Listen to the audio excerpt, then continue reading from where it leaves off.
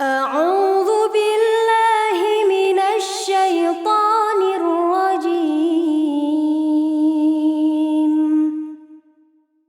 بسم الله الرحمن الرحيم.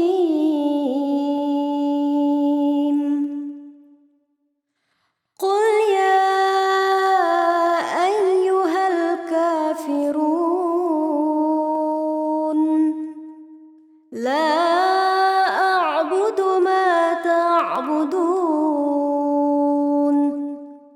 ولا أنتم عابدون ما أعبد ولا أنا عابد ما عبدتم ولا أنتم عابدون ما أعبد لكم دينكم ولي دين. صدق الله العظيم.